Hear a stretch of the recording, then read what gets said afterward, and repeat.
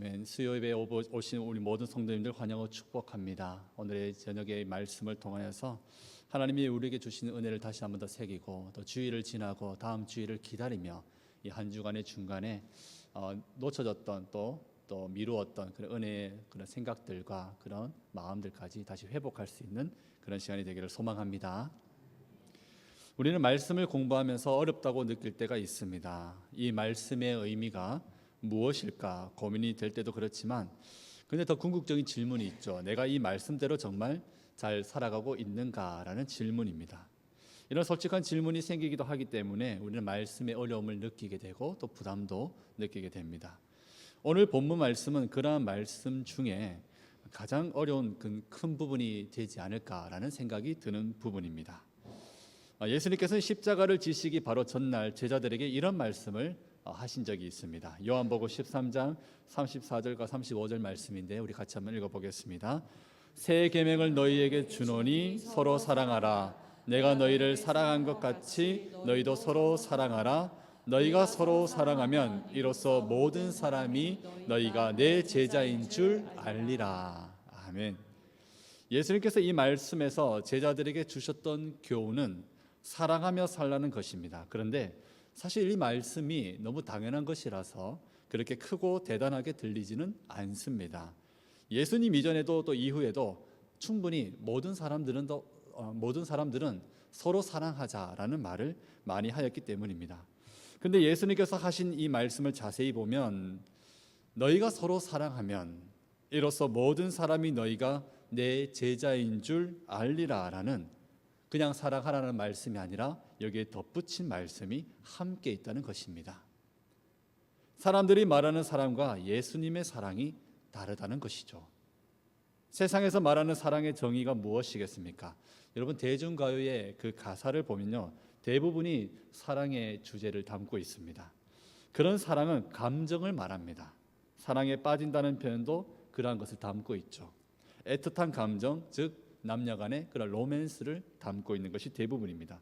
그래서 그 감정으로 말하는 사랑은 뜨거워지기도 하고 식어지기도 하는 불완전한 사랑입니다. 그렇다면 예수님이 말씀하시는 사랑도 서로 사랑하라고 말씀하실 때 예수님도 똑같이 그러한 사랑을 말씀하고 계실까요? 예수님의 사랑은 그 사랑의 정의와 사랑의 방법과 사랑의 대상과 그리고 사랑의 이유도 다릅니다. 어떻게 다른지 우리 오늘 말씀을 통해서 살펴보고 또 배워봤으면 좋겠습니다. 오늘 본문 27절에서 예수님은 너희 원수를 사랑하며 라는 말씀을 하십니다. 원수 같은 누구를 사랑하라는 것이 아닙니다. 그 원수가 누구인지 말씀을 하시는데 분명하게 표현하십니다. 너희를 미워하는 사람, 너희를 저주하는 사람, 너희를 모욕하는 사람입니다. 우리에 대하여서 좋게 말하지 않는 사람, 즉 우리를 괴롭히기를 작정한 사람을 의미합니다. 그런 사람을 사랑하라는 분명한 말씀을 하고 계시죠. 우리 본문 27절과 28절을 한번 읽어보도록 하겠습니다. 그러나 너희 듣는 자에게 내가 이르노니 너희 원수를 사랑하며 너희를 미워하는 자를 선대하며 너희를 저주하는 자를 위하여 축복하며 너희를 모욕하는 자를 위하여 기도하라. 이것이 바로 예수님이 말씀하시는 사랑입니다. 나에게 해를 끼치는 사람에 대해서 그를 잘 대해줘라. 친절하게 대하여라. 그가 해주고 있는 것과 똑같이 하지 말고 사랑해 주라는 말씀을 하고 있는 것입니다. 여러분, 저주라는 것과 축복은 분명하게 반대되는 설명이죠. 축복은 하나님에게 말하기를 그를 좋게 해달라, 그에게 축복, 복을 내려달라라는 내용입니다. 저주는 반대로 그에게 나를 괴롭혔으니 나쁜 일이 일어났으면 좋겠다라는 그러한 것을 바라는 것입니다. 누군가가 나를 미워하기에 괴롭히고 나에게 나쁜 일이 일어나기를 바라고 있을 때 나는 그에게 반대로 좋은 일이 일어나기를, 그 사람은 잘 되기를 바라고 있다는 것입니다.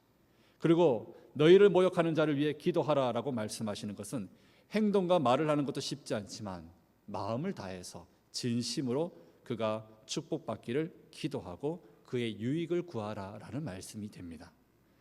물론 우리가 마음이 없어도 마음이 없이 겉으로 좋아 보이는 것을 할 수는 있습니다. 그러나 마음까지도 그 사람을 위해 주라라는 예수님의 이 말씀은 듣기만 해도 정말 보통 일이 아니라는 것을 알 수 있습니다. 그러한 관점으로 볼 때에 사랑하라는 것은, 예수님이 말씀하시는 이 사랑은 감정보다는 우리 사람의 불안정한 식기도 하고 뜨거워지기도 반복하는 그런 사랑이 아니라, 감정이 아니라 의지적으로 노력해야 된다는 사랑이라는 것을 알 수 있습니다. 사랑스럽기 때문에 사랑하는 것이 아니라 사랑스럽지 않고 힘들어도 사랑하기 위해 노력하는 것이기 때문입니다. 자연스럽게 사랑하는 마음이 생겨서 잘 대해주는 것이 아니라 그렇게 하려고 노력해야 되는 부분을 말씀하시는 것입니다. 이것이 바로 예수님께서 말씀하시는 사랑의 정의가 됩니다. 사랑의 방법에 대해서도 예수님은 분명하게 세상의 사랑과 다르게 가르쳐 주시죠. 이번에는 우리가 29절 말씀을 같이 한번 읽어보도록 하겠습니다. 너의 이 뺨을 치는 자에게 저 뺨도 돌려대며 내 겉옷을 빼앗는 자에게 속옷도 거절하지 말라. 너의 이 뺨을 치는 자에게 저 뺨도 돌려대며, 이 말씀 속의 상황은 싸우고 있다기보다는 정말 모욕을 주고 있는 상황입니다. 똑같은 말씀의 마태복음의 내용에 가보면 여기는 오른뺨이라는 표현이 나옵니다. 오른손으로 오른뺨을 때리는 것은 무엇으로 칠 수 있을까요? 손바닥으로 치는 것이 아니라 손등으로 때리는 것입니다. 당시 문화에서 손등으로 저 사람의 뺨을 친다는 것은 모욕 중에 모욕 주는 행동이었습니다. 그야말로 치욕스러운 것이죠. 이 상황이 그러한 것입니다. 다른 쪽 뺨을 돌려대고 그쪽도 맞아야만 하는 그 말씀에 그저 순종하라는 것이 아니라 맞은 것에 대해 보복하지 말고 용서와 자비의 태도를 가져보라는 것을 말씀하고 있는 것입니다. 다른 쪽 뺨을 맞을 각오까지 내가 가장 큰 모욕을 당했지만 할 수 있겠는가라는 질문을 주시는 것이죠. 계속해서 같은 모욕을 당하는 것을 감수하라는 것입니다. 너의 겉옷을 빼앗는 자에게 속옷도 거절하지 말라. 우리가 이 이스라엘의 겉옷에 대해서는 말씀을 참 많이 들었습니다. 출애굽기 22장 26절에서 27절 말씀은 이런 내용이 나옵니다. 우리 출애굽기 그 말씀 제가 읽어드리도록 하겠습니다. 너가 만일 이웃의 옷을 전당 잡거든 해가 지기 전에 그에게 돌려보내라. 그것이 유일한 옷이라. 그것이 그의 알몸을 가릴 옷인즉 그가 무엇을 입고 자겠느냐. 그가 내게 부르짖으면 내가 들으리니 나는 자비로운 자임이니라. 이스라엘의 옷은 낮에는 겉옷이었고 밤에는 이불이 되었습니다. 그것이 그 사람의 마지막에 남게 될 유일한 소유가 된다는 것을 의미합니다. 그 중요한 것을 누가 가져가 버린다면 그에게 속옷도 거절하지 말라고 말씀하시는 것입니다. 겉옷을 가져간 사람에게 내 속옷까지 줄 것을 생각하라는 것, 아낌없이 줄 수 있어야 된다는 것을 얘기합니다. 그런데 그것을 누구한테 하는 것입니까? 내게 모욕을 준 나쁜 사람에게 하라는 것이죠. 예수님의 이 사랑의 방법의 예를 일반화해서 이제 30절에서 이렇게 말씀하고 계십니다. 너에게 구하는 자에게 주며 내 것을 가져가는 자에게 다시 달라 하지 말며.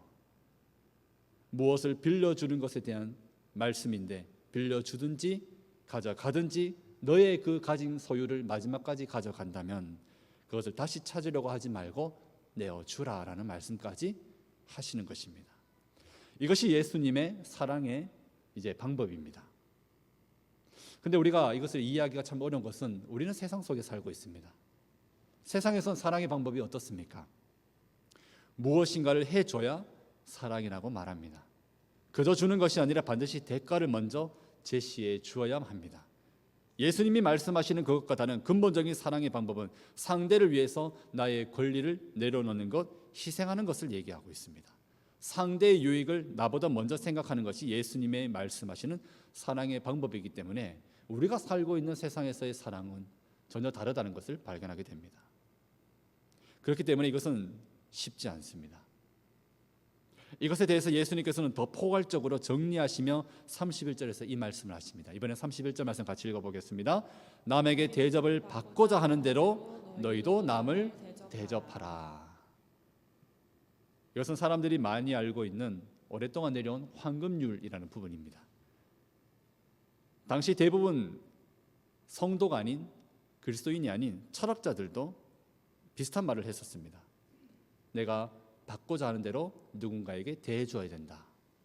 그런데 같은 문장을 말하더라도 그 속의 속뜻을, 사랑의 정의와 방법을 다르게 알고 있을 때에는 다르게 사용할 수 있다는 것입니다. 예수님은 이것을 긍정형으로 말씀하시지만 사람들은 사실 이 표현을 사용할 때 부정적으로 사용한다는 것을 아십니까? 그것이 어떤 의미냐면 너희가 당하고 싶지 않은 일을 다른 사람에게 하지 말라라는 의미로 사용한다는 것이죠. 내가 당하고 싶지 않은 일을 나는 다른 사람에게 하지 않겠다. 왜? 나는 그것을 당하고 싶지 않으니까. 그러나 예수님께서 원하시는 표현은 더 적극적인 표현, 긍정적인 표현입니다. 대접을 받고자 하는 대로 너희도 남을 대접하라. 이것은 내가 받지 않았는데 내가 해줘야 된다는 것을 얘기하는 것입니다. 상처를 받기 싫어서 상처를 주지 말라는 것이 아니라 내가 받고자 하는 그 대접, 친절, 그 선함, 그 선대함을 내가 먼저 받고자 한다면 그 사람이 먼저 주지 않았어도 내가 줄 수 있어야 한다는 더 확장적이고 더 긍정적이고 더 쉽지 않은 부분이죠. 이제 다음에는 예수님께서 가르치신 사랑의 가장 근본적인 차이가 드러납니다. 그것은 바로 이제 그 사랑의 대상에 대해서 한 번 더 말씀하시기 때문에 그렇습니다. 왜 예수님께서 사랑의 대상에 대해서까지 말씀을 하시냐 하면 추상적으로 누구에게나라고 그렇게 사랑하라고 얘기하면 그것은 말로는 쉽기 때문에 그렇습니다. 우리는 대상에 따라서 사랑할 수도 있고 안 할 수도 있습니다. 내가 선택할 수 있기 때문에 그렇습니다. 그 대상이 나 자신이거나 내 자녀이거나 내 가족이라면 어느 정도 할 수 있다는 것입니다. 만약 부모를 미워하는 자녀라고 할지라도 그의 부모가 똑같이 내 자녀가 나를 미워하는 만큼 똑같이 하겠습니까? 아니죠. 대부분 그렇게 할 수는 없을 것입니다. 내가 당연히 사랑할 수 있는 사람이라면 특별한 다른 노력이 필요한 것이 아니라는 것이죠. 그렇지만 예수님께서 말씀하신 사랑의 대상이 이와 같다면 이것은 세상의 사랑과 별로 다른 사랑이 아닐 것입니다. 예수님께서 말씀하시는 사랑은 이런 사람들이 국한되지 않습니다. 그래서 우리는 이제 32절에서 34절까지의 말씀을 우리 같이 한번 읽어보았으면 좋겠습니다. 너희가 만일 너희를 사랑하는 자만을 사랑하면 칭찬받을 것이 무엇이냐? 죄인들도 사랑하는 자는 사랑하느니라. 너희가 만일 선대하는 자만을 선대하면 칭찬받을 것이 무엇이냐? 죄인들도 이렇게 하느니라. 너희가 받기를 바라고 사람들에게 구워주면 칭찬받을 것이 무엇이냐? 죄인들도 그만큼 받고자 하여 죄인에게 구워주느니라. 아멘. 예수님께서는 분명하게 여기서 너희와 그리고 죄인을 구분하고 계십니다. 예수님의 참 제자와 그렇지 않은 사람들을 구별하고 계신 것입니다.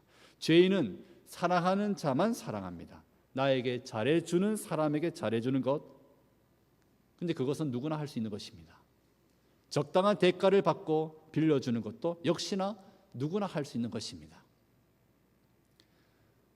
예수님 계셨던 당시에도 서로에게 뭔가를 빌려줄 때 그만한 이유가 있어야 했고 우리가 살고 있는 이 시대에도 마찬가지입니다. 내가 뭔가를 빌려줬을 때 돌려받을 수 있다는 확신이 있어야 내어주지 않겠습니까? 그러나 예수님은 너무나 어려운 말씀을 하십니다. 원수, 나를 저주하는 자, 내게 모욕하는 자에게 너희가 특별한 그 사랑을 보여라. 그 사람에게 사랑을 베풀어라 라고 말씀하시는 것입니다. 누가 여러분을 미워하고 내 뺨을 치고 욕한다면 또 내가 가지고 있는 마지막 그 소유, 내가 너무나 아끼는 것을 가져가 버린다면 도무지 나를 배려하는 마음 없이 그것을 그냥 가져가 버린다면 어떻게 하시겠습니까? 그대로 갚아주는 것이 자연스러운 반응이지 않겠습니까? 나도 똑같이 해주리라. 그것은 세상이 가르치는 것이고 당연한 것입니다. 그리고 우리도 마음에 동의가 됩니다. 그렇게 하지 않으면 어떻습니까? 밤에 잠을 잘 수가 없을 것 같습니다. 울분이 일어납니다. 뭔가 잘못된 것, 이것은 틀린 것이야, 이것은 잘못된 것이야, 이거 내가 바로잡아야 되겠어라고 생각하지 않겠습니까? 받은 대로 대갚아주는 것이 자연스러운 것입니다. 세상 모든 사람들이 다 그렇게 하는 것입니다. 우리도 그렇게 살아갑니다. 예수님의 제자들도 동일하게 그렇게 했다면 그저 많은 사람들 중에 하나가 되었을 것입니다. 사람들이 그들을 보며 다른 것을 보지 못하였을 것입니다. 그래서 예수님은 말씀하시는 것입니다. 제자들에게. 그 제자들이 예수님의 제자로서 다르기를 원하셨기 때문입니다. 당신의 제자들이 세상과 구분되기를 바라셨습니다. 제자들이 죄인들과는 다른 모습을 보이길 원하셨습니다. 예수님께서 초청하여 주신, 예수님이 건져내어 주신 구원받은 하나님의 자녀로, 하나님의 제자로서 다르기를 원하셨습니다. 그래서 예수님께서는 3번이나 오늘 읽었던 그 말씀 속에 죄인들도 그렇게 하지 않느냐, 세상 사람들도 그렇게 하지 않느냐, 너희들이 그렇게 하고 있다면 그들과 너희가 뭐가 다르겠느냐라는 그 질문을 계속해서 해주시는 것이었습니다. 그러고 나서 좀 더 구체적으로 이제 그 이유에 대해서 왜 이렇게까지 질문을 던질 수밖에 없고 구분 지으시는지 한 번 더 강하게 말씀하시는데, 그것이 35절 말씀입니다. 우리 35절 말씀 같이 읽어보겠습니다. 오직 너희는 원수를 사랑하고 선대하며 아무것도 바라지 말고 구워주라. 그래야면 너희 상이 클 것이요 또 지극히 높으신 이의 아들이 되리니 그는 은혜를 모르는 자와 악한 자에게도 인자하시니라. 아멘. 우리가 하나님께로 받은 그 사랑을 통해 세상을 달리 사랑하였을 때에 하나님이 우리에게 주실 상이 있습니다. 하나님은 그 나라 백성에게 상을 주시고 칭찬하실 것에 대해서 말씀하고 계십니다. 이 땅에서 우리가 잘하였을 때의 상도 있겠지만 궁극적으로는 하늘나라에서 취할 수 있는 상을 우리가 바라보아야 한다는 것입니다. 제자들이 희생적인 사랑을 해야 하는 이유는 이 땅에서 얻어내는 것에 있지 않습니다.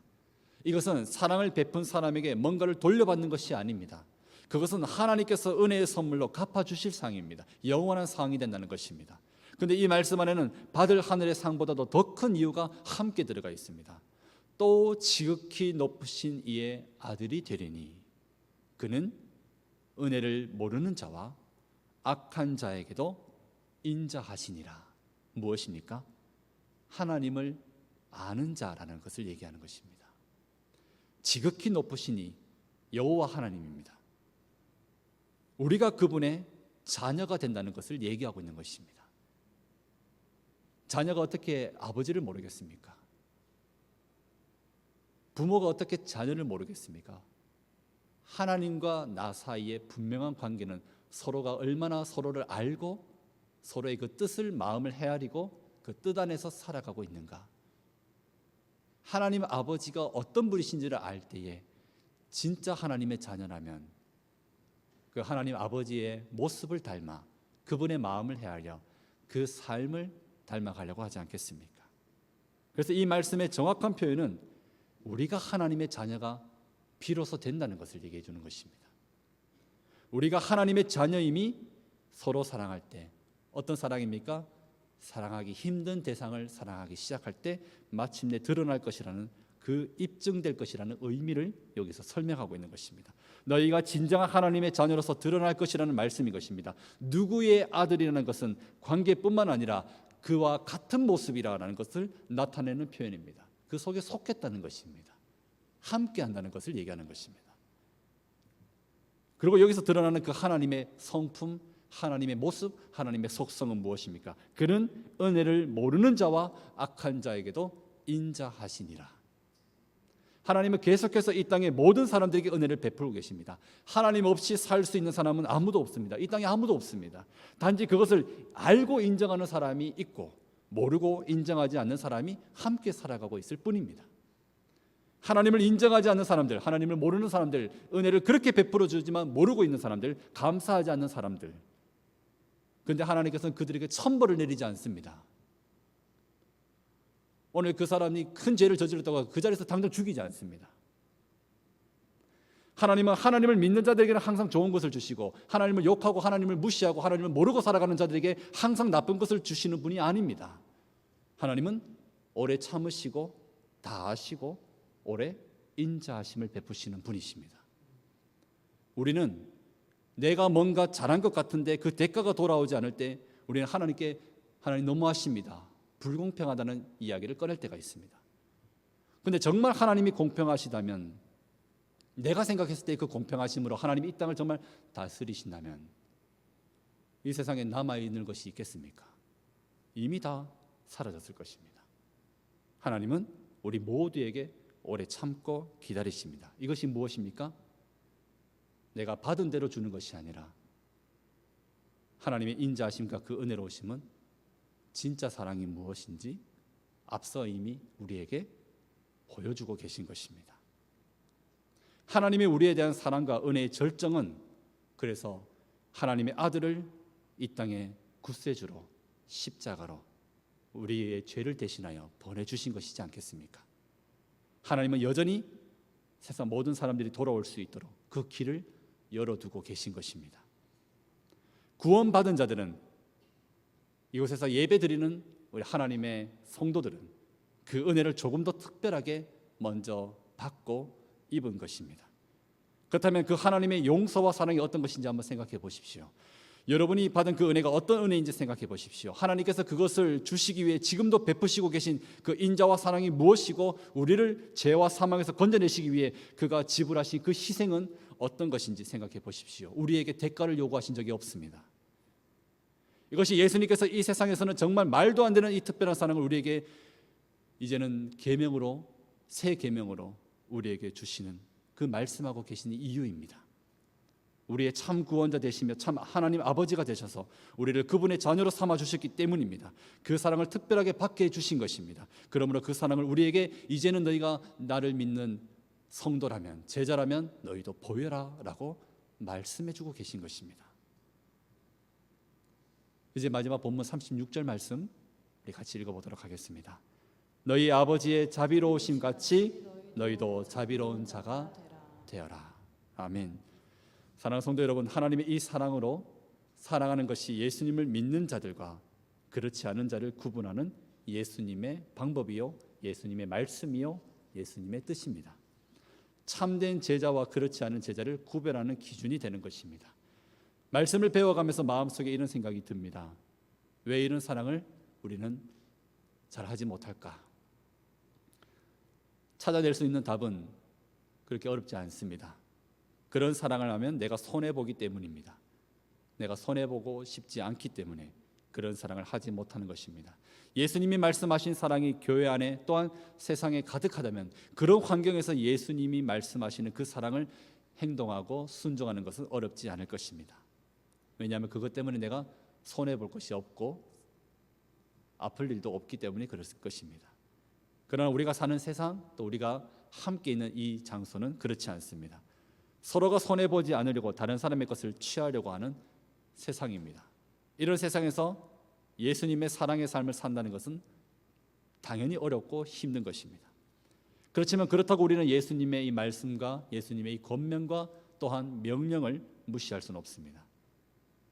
다만 이 사랑의 계명으로 살아가는 것이 쉽지 않고 힘이 들지만 이것으로 우리는 우리가 하나님의 자녀가 되고 예수님의 제자가 되었음을 인정받게 될 것입니다.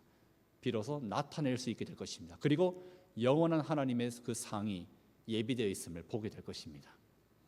그러니 오직 예수님의 사랑을 따라가시고 또 닮아가면서 우리에게 베풀어 주신 하나님의 그 인자하심과 사랑이 우리를 통하여 흘러가고 베풀어지는 은혜의 시간들이 넘쳐나길 원하며 비록 힘이 들지만 그 사랑을 행하며 하나님의 자녀됨이 인정되어지는 은혜가 가득하기를 오늘 이 자리에 계신 모든 성도님들에게 함께 하시기를 우리 주 예수 그리스도의 이름으로 간절히 축원합니다.